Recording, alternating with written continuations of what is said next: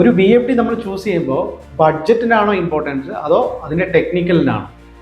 എന്താണ് നമ്മൾ കൂടുതലായിട്ട് ശ്രദ്ധിക്കേണ്ടത്? സാധാരണഗതിയിൽ എല്ലാ പ്ലാന്റിലും നമുക്ക് ധാരാളം എൻക്വയറീസ് മിക്കവാറും വരുമ്പോൾ അവർ കൺഫ്യൂഷൻ സ്റ്റേജിലാണ്, അല്ലെങ്കിൽ എക്സിസ്റ്റിംഗിൽ ഒരു വി എഫ് ഡി ഉപയോഗിക്കുന്നുണ്ട്, അതുകൊണ്ട് ആ വി എഫ് ഡി തന്നെ നമുക്ക് മുമ്പോട്ട് പോകാം എന്നുള്ള സിറ്റുവേഷനിലേക്ക് ചിലപ്പോൾ എത്താറുണ്ട്. അതല്ലെങ്കിൽ ഏറ്റവും കുറഞ്ഞ വിലയ്ക്ക് ഏതാ വി എഫ് ഡി ഉള്ളതെന്ന് ചോദിക്കാറുണ്ട്. അപ്പോൾ എന്താണ് ആക്ച്വലി ഇതിൻ്റെ സത്യാവസ്ഥ? നമുക്ക് ബഡ്ജറ്റിനാണോ അതോ നമുക്ക് ടെക്നിക്കൽ നോക്കിയിട്ടാണോ ഒരു വി എഫ് ഡി ഒരു കസ്റ്റമർ സെലക്ട് ചെയ്യേണ്ടതെന്നുള്ളതാണ് പറയുന്നത്. അപ്പോൾ ആക്ച്വലി ബഡ്ജറ്റ് ഇമ്പോർട്ടൻ്റ് ആണ്, അതേപോലെ നമുക്ക് ടെക്നിക്കലും ശ്രദ്ധിക്കണം എന്നാണ് പറയാനുള്ളത്. അതായത് നമ്മളിപ്പോൾ ഒരു സിമ്പിളായിട്ട് ഓപ്പറേറ്റ് ചെയ്യുന്ന ഒരു പമ്പോ ഫാനോ അത് നോർമലി ഒരു സ്പീഡ് കൺട്രോൾ മാത്രം ഉള്ളൂ എന്ന് വിചാരിക്കുക. അത്തരം കേസിൽ നമ്മൾ ഒരുപാട് ബഡ്ജറ്റ് കൂടിയിട്ടായിട്ടുള്ള ഹയർ എൻഡ് വേർഷനിലേക്ക് ഏത് ബ്രാൻഡ് ആയിക്കോട്ടെ, ABB, സീമെൻസ്, സ്നൈഡർ, INVT, യാസ്കവ ഏതായിക്കോട്ടെ, അത്തരം ബ്രാൻഡിൻ്റെ ടോപ്പ് എൻഡ് മോഡലിലേക്ക് പോകേണ്ട കാര്യമില്ല, ഹെവി ഡ്യൂട്ടിയിലേക്ക് പോകേണ്ട കാര്യമില്ല.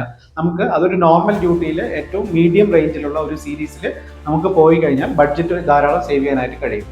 അതേപോലെ ഏറ്റവും കുറഞ്ഞ ബ്രാൻഡിലേക്ക് പോകണം എന്നുള്ളത് നിർബന്ധമില്ല. നമുക്ക് കുറച്ചുകൂടെ അത് ഡിപ്പെൻഡ്സ് ആണ് ഓരോ കമ്പനിയുടെ ആൾക്കാരെ അല്ലെങ്കിൽ മാനേജ്മെൻറ്റിൻ്റെ പെർസെപ്ഷനാണ്. നമുക്ക് ഒരു സ്റ്റാൻഡേർഡ് ഓഫ് ബ്രാൻഡ് നമ്മൾ കീപ്പ് ചെയ്യണം. ചിലപ്പോൾ ചില ആൾക്കാർ ചൈനീസ് ബ്രാൻഡ് വേണ്ട എന്ന് പറയും, ചില ആൾക്കാർ ABB മാത്രമേ ഉപയോഗിക്കത്തുള്ളൂ എന്ന് പറയും. അപ്പോൾ അതെല്ലാം ഡിപ്പെൻഡ്സ് ആണ്, ഓരോ മാനേജ്മെൻറ്റിൻ്റെ തീരുമാനമാണ്. അപ്പോൾ അതിനനുസരിച്ച് നിങ്ങൾ തീരുമാനം എടുക്കുക. പക്ഷേ ഏത് ബ്രാൻഡ് ആണെങ്കിലും അതിനകത്ത് ഡിഫറെൻറ്റ് സീരീസ് ഉണ്ടാവും.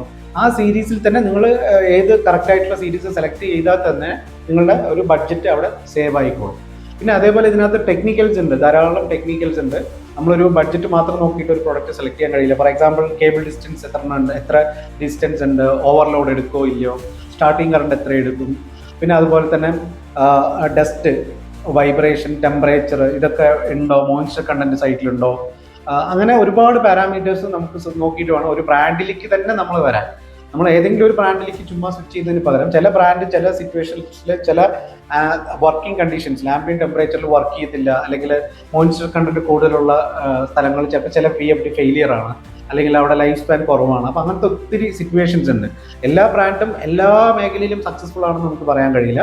ഓരോ ബ്രാൻഡിനും ഓരോ മോഡൽസിനും അതിൻ്റേതായിട്ടുള്ള ഡിസഡ്വാൻറ്റേജസും വീക്ക്നെസ്സും ഉണ്ട് എന്നുള്ളത് ഒരു സത്യാവസ്ഥയാണ്. അപ്പോൾ പല ബ്രാൻഡും അവരുടെ ബ്രാൻഡിനെ പുഷ് ചെയ്യാനായിട്ട് ശ്രമിക്കും. നമ്മളത് നോക്കേണ്ട കാര്യമില്ല.